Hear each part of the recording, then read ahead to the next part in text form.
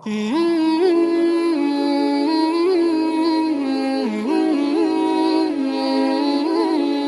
الله الحكيم في كتابه المجيد بسم الله الرحمن الرحيم يا أيها الذين آمنوا كتب عليكم الصيام كما كتب على الذين من قبلكم لعلكم تتقون صلوات على محمد وآل محمد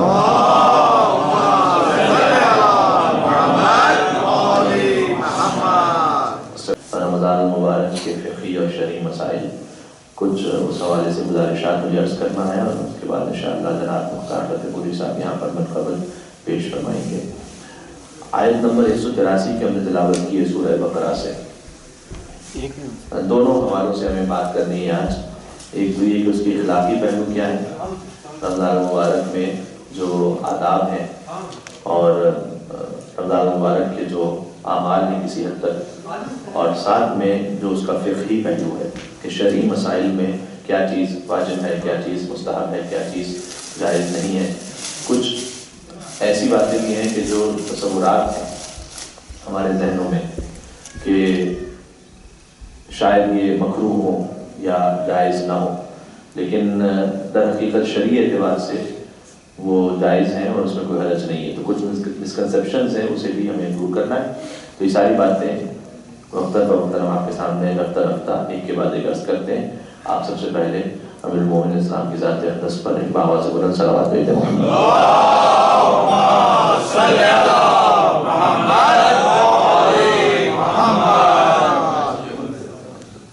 اگر آپ کے ذہن میں ہو تو ہم نے گزشتہ گفتگو میں بھی ایک تفصیلی نقطہ عرض کیا تھا کہ یا ایھا الذین آمنوا کتب علیکم الصیام، اے ایمان والوں تم پر روزہ فرض کیا گیا ہے۔ یہ جو اللہ مخاطب ہو رہا ہے اے ایمان والوں، تو امام نے فرمایا کہ اگر کوئی روزہ دار یہ محسوس کرے کہ خود خدا مجھے خطاب کر کر روزے کا حکم دے رہا ہے تو لذت ما فی النداء، کہ جو اللہ کی پکار میں لذت ہے، ازال تعب العبادۃ والعناء، اس نے عبادت کی ہر قسم کی سختی اور زحمت مجھ سے دور کر دی، جبکہ میں نے یہ محسوس کیا کہ روزے کے عالم میں خود خدا براہ راست مجھ سے خطاب کر رہا ہے۔ یہاں پر یہ نہیں ہے کہ قل اے رسول آپ کہہ دیجیے، حتیٰ روزے کا حکم براہ راست فرمایا، خود خدا مخاطب ہے۔ اور یوں جو فرمایا کہ کما کتب علی الذین من قبلکم، جیسے تم سے پچھلی امتوں پر بھی روزہ فرض کیا۔ دیکھیے پچھلی امتوں پر جو فرض کیا تو روزہ تو تھا ان میں، لیکن ایک خصوصیت ایسی ہے جو فقط امت محمدی کو حاصل ہے، جو اب تک کسی کو حاصل نہیں ہوئی تھی، بلکہ جو پچھلے انبیاء کو فضیلت حاصل ہوئی تھی وہ حضور کی امت کو حاصل ہوئی۔ اور وہ کیا کہ روزے تو ان پر فرض کیے گئے تھے، لیکن اللہ نے کسی بھی امت پر رمضان میں روزے فرض نہیں کیے تھے۔ یہ حدیث ہے امام کی، فرمایا کہ ان اللہ فرض صیام شہر رمضان دون الامم، کہ اللہ سبحانہ و تعالیٰ نے رمضان کے روزے فقط انبیاء پر فرض کیے تھے۔ یعنی باقی امتوں پر جو روزے تھے وہ رمضان کے علاوہ تھے، انبیاء پر رمضان میں روزے فرض تھے۔ تو جو سابقہ انبیاء کو اللہ نے عطا کیا وہ امت محمد مصطفیٰ کو عطا کیا، یعنی کس مقام پر آپ کو عطا کر رکھا کہ اللہ سبحانہ و تعالیٰ نے جو انبیاء کو، اور اس کے بعد آپ غور فرمائیے کہ ایک کے بعد ایک رمضان مبارک کے ایک ایک دن کی بڑی اہمیت ہے۔ یہاں تو نہیں معلوم کہ یہ سلسلہ زیادہ ہے یا نہیں، لیکن کئی مرتبہ رمضان ایک فیسٹیول کی حد تک رہ جاتا ہے اور اس کی جو اصل روحانیت ہے اور معنویت ہے اور برکت ہے وہ ایک طرف چلی جاتی ہے۔ رمضان مبارک میں کھانے اور پینے کا اہتمام وہ ضرور فرمائیے، لیکن خود افطار کے موقع پر حدیث میں ہے کہ دعوت لا ترد، ایک ایسی دعا ہے کم از کم ایک کہ افطار کے موقع پر مانگی جائے تو اللہ اسے رد نہیں کرتا۔ ایک دعا کی ضمانت لی اللہ ہر افطار کے موقع پر، اور علماء کرام نے اس کی وضاحت میں لکھی ہے کہ خود اللہ ہی کا حکم ہے کہ مزدور کی جو اجرت ہے وہ اس کے پسینہ خشک ہونے سے پہلے اسے دے دیا جائے۔ مل کے سوال بھیجے محمد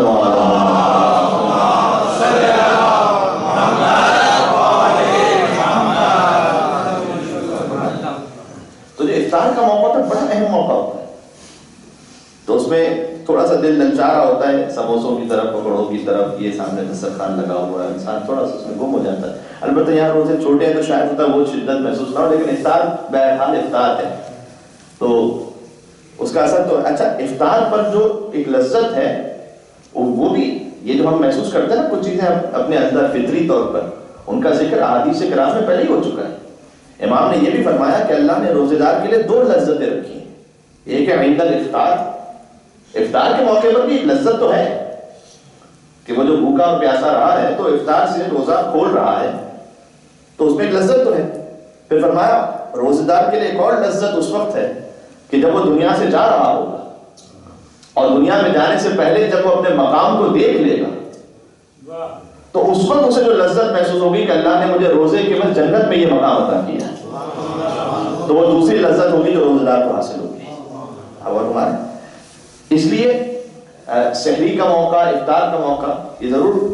کھانے پینے کے موقع ہیں، لیکن ساتھ میں یہ دعا کے بڑے اہم موقع ہیں. تو اس میں دعا کو ہرگز فراموش نہ کریں. افطار کے موقع پر خاص طور پر ایک دعا ضرور مانگے ہو، جیسے کہ میں نے عرض کیا کہ اللہ نے جب خود حکم دیا ہے کہ اجرت فوراً دے دیا کرو پسینہ خشک ہونے سے پہلے، تو اب ایک گویا بندہ مومن اللہ سے کہہ رہا ہوتا ہے پروردگار میں نے سارا دن تیرے لیے روزہ رکھا، تو اب افطار کے موقع پر اجرت میں کم از کم ایک حق یہ بنتا ہے کہ تو میری ایک دعا قبول کر لے، اور اللہ اس دعا کو قبول کرتا ہے. پھر افطار کے آداب ہیں،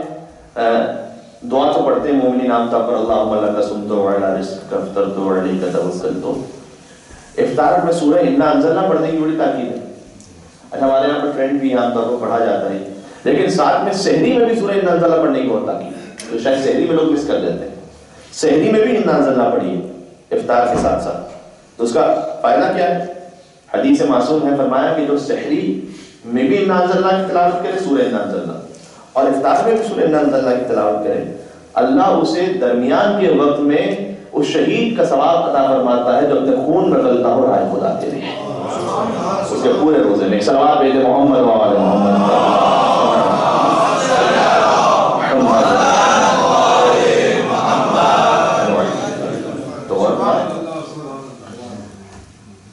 اب ہم آ جاتے ہیں تھوڑے سے شرعی مسائل کی جانب، اس کے بعد ہم پھر سے دوبارہ تھوڑا سا رمضان کے فلسفے روزے کی حوالے سے کچھ اور بیان کرنے کی کوشش کریں گے. ایک خطبہ ہے، ایک تو خطبہ شعبانیہ جو رسول اللہ نے ارشاد فرمایا تھا شعبان المعظم کے آخری جمعے کو رمضان کی فضیلت کے بارے میں. وہ کل میں شاید نماز جمعہ میں حضور ہی کی اتباع اور پیروی کرتے ہوئے، چونکہ شعبان کا آخری جمعہ آ جائے گا تو اس کا تھوڑا سا ترجمہ کلرز کروں گا 12:18 پہ نماز جمعہ اسی مقام پر. ایک اور خطبہ ہے کہ جو بہت کم ڈسکس ہوا ہمارے یہاں ممبروں سے، خطبہ شعبانیہ جو رسول اللہ والا خطبہ ہے وہ تو مفاتی میں بھی ہے، لوگوں نے پڑھا بھی ہے، علماء سے مجلسوں میں پڑھتے بھی ہیں، رمضان کی ابتدائی ایک دو درس میں آ بھی جاتا ہے. لیکن ایک خطبہ ہے جسے شیخ صدوق نے لکھا ہے، اور فضائل الاشہر الثلاثہ کتاب ہے، 3 مہینوں کے فضائل، رجب شعبان رمضان کے فضائل لکھے شیخ صدوق نے، اور میرے خیال میں شاید اب تک اس کا اردو ترجمہ نہیں ہوا اس کتاب کا. اس میں مولا علی علیہ السلام نے خطبہ دیا پہلی رمضان کو، وہ بھی پورا رمضان سے متعلق ہے، اور اس میں ساتھ میں فضائل اہل بیت کا بھی ذکر فرمایا مولانا. وہ خطبہ انشاءاللہ آخر میں اگر ہو سکتا ہے تو میں آپ کے سامنے عرض کرنے کی کوشش کرتا ہوں. اچھا یہ جو سارے فضائل ہیں ظاہر ہے اسی وقت حاصل ہوں گے کہ جب ہم صحیح شرعی فقہی مسائل کے ساتھ روزہ رکھ رہے ہیں، ٹھیک، تو ان مسائل کا خیال کرنا بھی ضروری ہے. اب ہماری بات گزشتہ ہفتے یہ ہوئی تھی کہ رمضان المبارک میں جو نیت ہے وہ کوئی اتنا بڑا مسئلہ نہیں جتنا ہم سمجھ لیتے ہیں. ہم سمجھتے ہیں کہ جناب جو نیت ہے وہ باقاعدہ جب تک زبان سے ادا نہ کی جائے اور اس میں اس روزے کا نام نہ لیا جائے کہ میں 6واں روزہ رکھتا ہوں یا 7واں روزہ رکھتا ہوں، اس میں سے کچھ واجب نہیں ہے. آپ کے لیے یہ طے کرنا ضروری نہیں کہ آج رمضان کا 5واں روزہ ہے یا 8واں روزہ ہے یا 12واں روزہ ہے، یہ طے کرنا ضروری نہیں ہے. ہاں اتنا پتہ ہے آپ کو کہ رمضان ہے، یعنی کوئی اتنا بھی بے حواس نہ ہو، بد حواس نہ ہو کہ اسے یہی نہ پتا ہو کہ رمضان ہے تو پھر روزہ باطل ہو جائے. لیکن رمضان کا پتہ ہے تو پھر یہ تاریخ معین کرنا ضروری نہیں. تاریخ معین اس اعتبار سے ہوتی ہے کہ مناسبتوں کا خیال کیا جائے. شب 10 رمضان شہزادی خدیجہ سلام اللہ علیہا کی شب وفات ہے،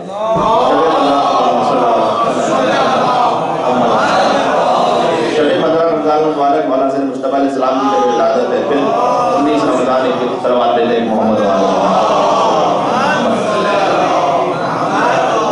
تو ان تاریخوں کی مناسبت کے اعتبار سے تو وہ اہم ہے، لیکن روزہ رکھنے کے اعتبار سے کوئی فکس کرنا ضروری نہیں ہے کہ آج کون سی رمضان کا روزہ ہے۔ اور چونکہ کچھ چہرے نئے نظر آ رہے ہیں تو میں ایک جملہ کر کے بس آگے گزر جاؤں گا کہ نیت میں بھی کچھ خاص آپ کو سحری میں کہنے کی ضرورت نہیں ہے۔ جو سحری میں آپ نے اٹھنے کے لیے الارم لگایا تھا رات میں، وہی آپ کی نیت ہو چکی تھی، کیونکہ آپ کا ارادہ پہلے ہی سے تھا کہ مجھے کل روزہ رکھنا ہے،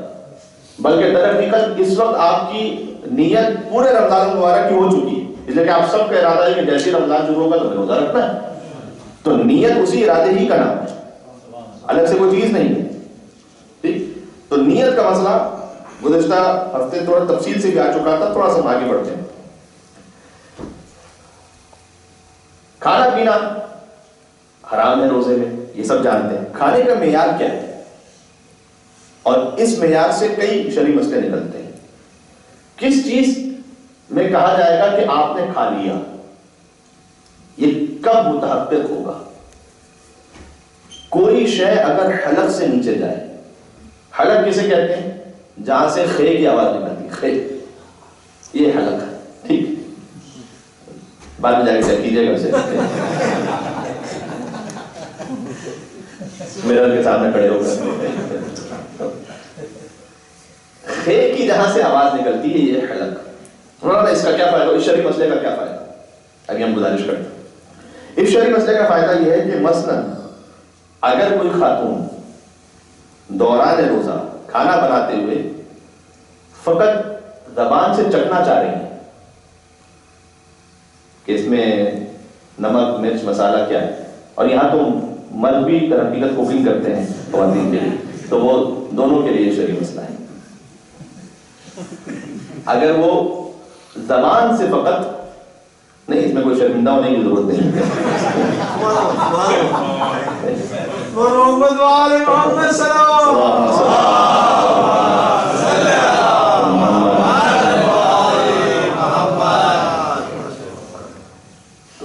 اگر زبان سے فقط ذائقہ چکھ لیا اور وہ حلق میں نہیں گیا، کیا یہ جائز ہے یا نہیں؟ جائز ہے۔ اچھا وہی بات کہ اس کو کوئی کھیل تماشا نہ بنا لے، میں خالی شرعی مسئلے کو عنوان سے عرض کر رہا ہوں، ٹھیک، کہ بار بار جناب کو جماعت آئیے گا، مختار بھائی جائیے، صلوات بھیجے محمد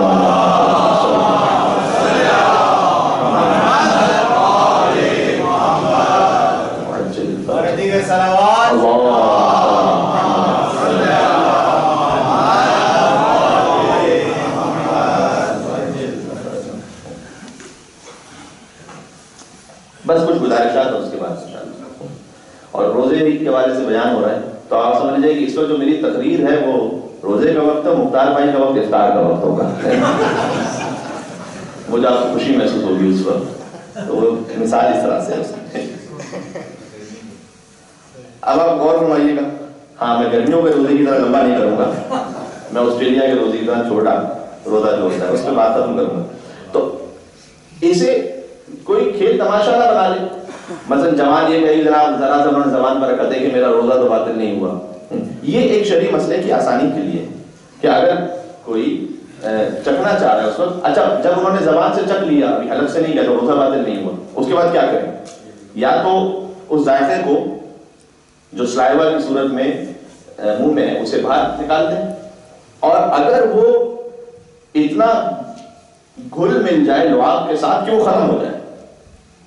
تو ایسی صورت میں پھر وہ جو پانی ہے اسے آپ نگل بھی لیں گے تب بھی روزہ باطل نہیں، کیونکہ وہ اب اپنی اصل ماہیت سے ختم ہو گیا، ٹھیک۔ تو اگر فرض کیجئے کہ اس کا ذائقہ وغیرہ سب ختم ہو کر لعاب میں گھل مل کے ختم ہو گیا، یہی وہ مسئلہ ہے کہ جو اگر گمز مسوڑوں سے خون بہ رہا ہو تو اس کا تھوک دینا باہر واجب ہے نہیں، حالت روزہ میں بالکل اسے آپ نکل نہیں سکتے، لیکن کبھی کبھار انسان اتنا زیادہ اس میں وہ کیوریس ہو جاتا ہے کہ وہ بار بار اسے خیال آ رہا ہوتا ہے کہ جناب نہیں کہ میرا روزہ باطل نہ ہو جائے، وہ بار بار تھوکے جا رہا ہے، بار بار کچھ لوگوں کے لیے سیریس مسئلہ ہو جاتا ہے۔ تو اگر وہ خون لعاب میں گھل مل کر اس طرح سے کہ بالکل ختم ہو گیا، اس کا ذائقہ وغیرہ سب ختم ہو گیا،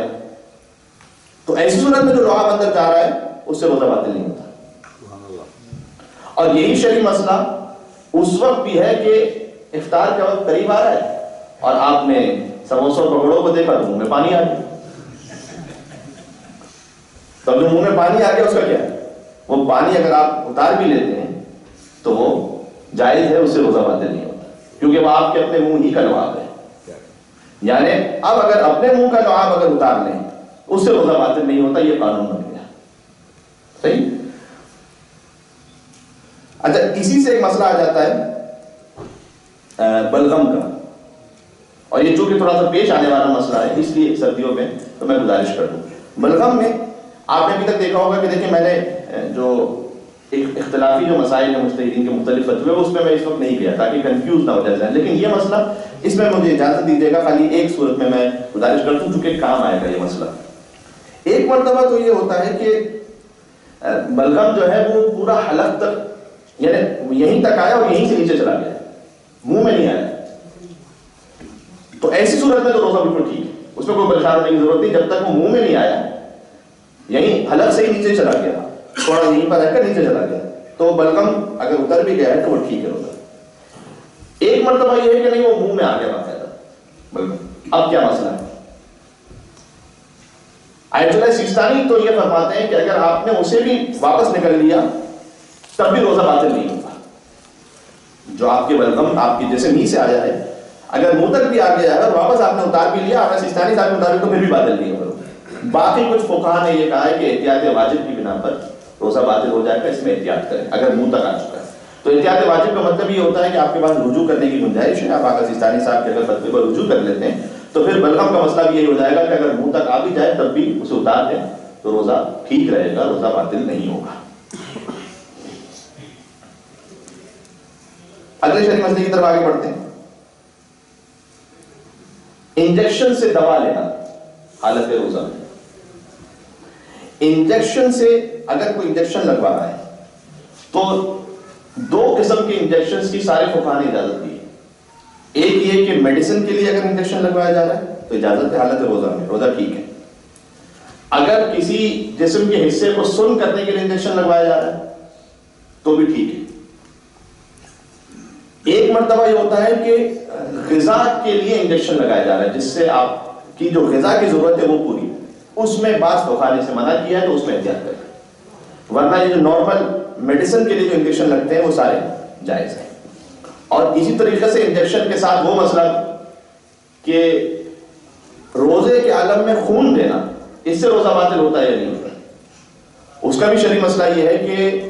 مشہور یہ ہے کہ باطل ہو جاتا ہے, در حقیقت ایسا ہے نہیں. اگر روزے کے عالم میں کوئی خون دے تب بھی اس کا روزہ ٹھیک رہتا ہے. ہاں اگر کمزوری اسے محسوس ہونے لگے تو مکروہ ہو جاتا ہے, یعنی ثواب کم ہو جائے گا. مکروہ اگر عبادت میں استعمال ہو تو اس کا مطلب ہوتا ہے کہ ثواب کم ہو جائے گا, تو وہ جائز تو پھر بھی رہے گا. اور اگر کمزوری کسی کو محسوس نہیں ہوتی تو پھر مکروہ بھی نہیں ہوگا. تو وہ روزے کی حالت میں خون دینے کا شرعی مسئلہ یہ ہو گیا.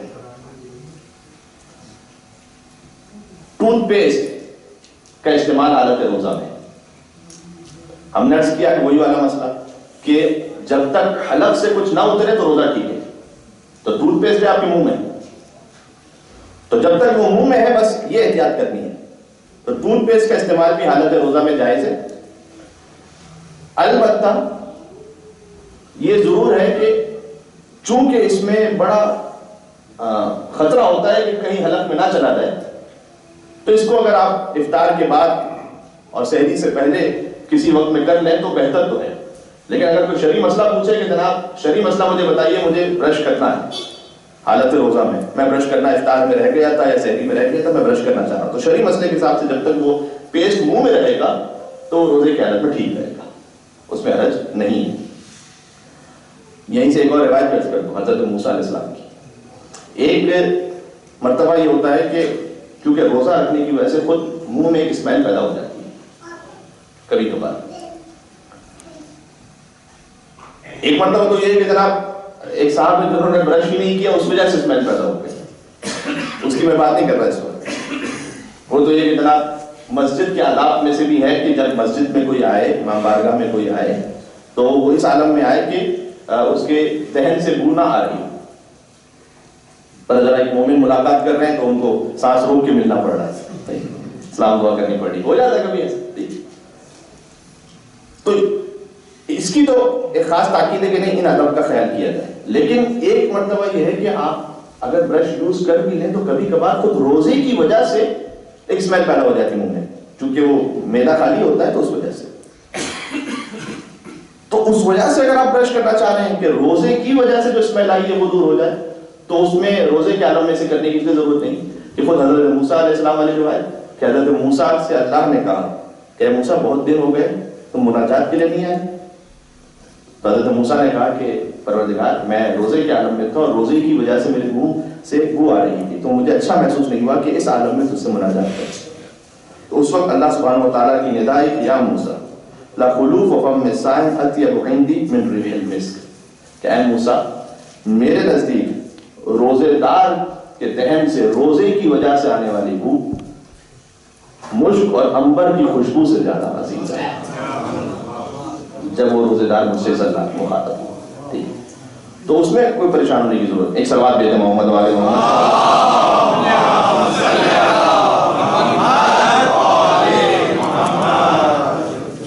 آخری ایک دو مسائل، کلی کرنے کا کیا مسئلہ ہے حالت روزہ میں؟ کلی کرنا جائز ہے کیونکہ حلق سے پانی تو نیچے نہیں جا رہا، لیکن اگر کلی کی اور بے اختیار ہی صحیح حلق سے پانی نیچے چلا گیا تو روزہ باطل، تو بی کیئرفل۔ سوائے دو ایگزمپشن ہیں، ایک تو یہ کہ کلی کی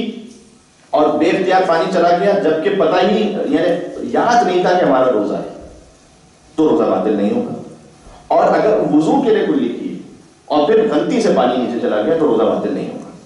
اس کے علاوہ اگر ویسے کلی کی اور پانی چلا گیا تو روزہ باطل ہو جائے گا، اور اسی غلطی کی وجہ سے ایک مسئلہ یہ بھی کہ کھا پی لیا غلطی سے، یاد ہی نہیں تھا کہ روزہ ہے، شروع میں ایک دو رمضان میں یہ کیفیت ہو جاتی ہے، یاد نہیں رہا کہ روزہ ہے، تو اس صورتحال میں کیا حکم ہے؟ روزہ ٹھیک ہے، روزہ باطل نہیں ہوگا اگر آپ بھول گئے تھے کہ آپ نے روزہ رکھا اور آپ نے کھا پی لیا۔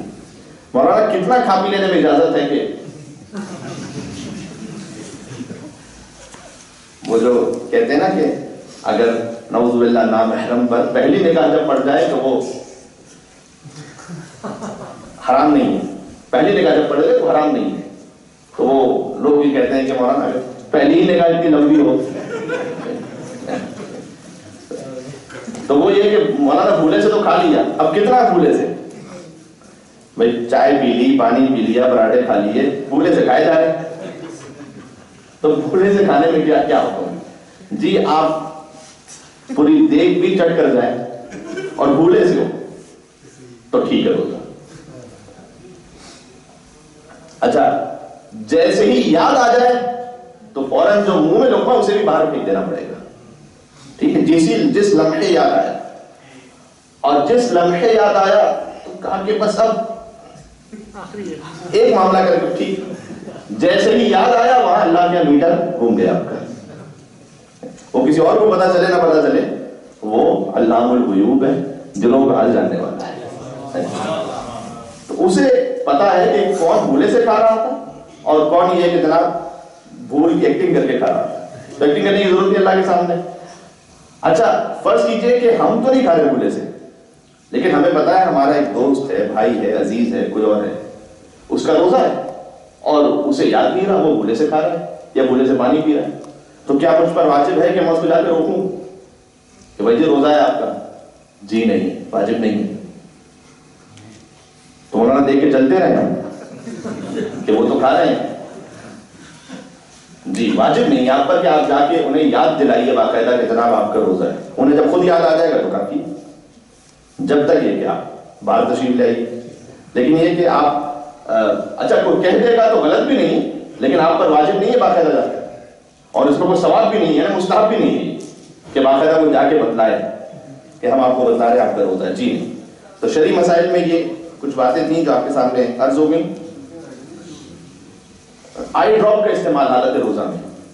بالکل ٹھیک ہے، اگر آئی ڈراپ کا جو ذائقہ ہے باقاعدہ یوں حلق سے جاتا ہوا محسوس نہ ہو تو اس میں کوئی حرج نہیں، وہ آئی ڈراپ کا استعمال کیا جا سکتا ہے حالت روزہ میں۔ اب یہ کچھ مسائل تھے جو محدود وقت میں جتنے آ سکتے تھے وہ ہم نے آپ کے سامنے عرض کر دی۔ 5 منٹ تقریباً میرے پاس اس وقت اور بھی ہیں 7:30 بجنے میں۔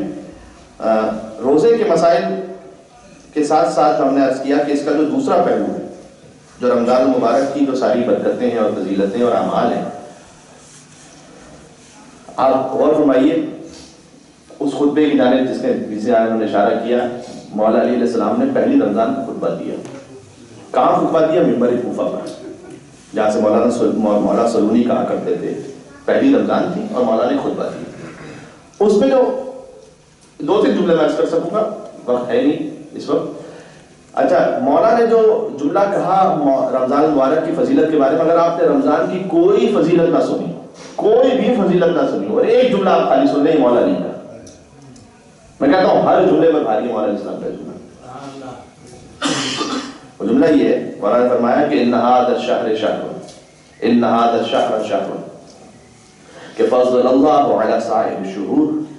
كفضل اللہ لنا اہل البیت علی سائر الناس. فرمایا کہ یہ وہ مہینہ ہے جسے اللہ نے باقی مہینوں پر اتنی فضیلت عطا کی ہے جتنی ہم اہل بیت کو باقی انسانوں پر عطا کی. مل کے سلوات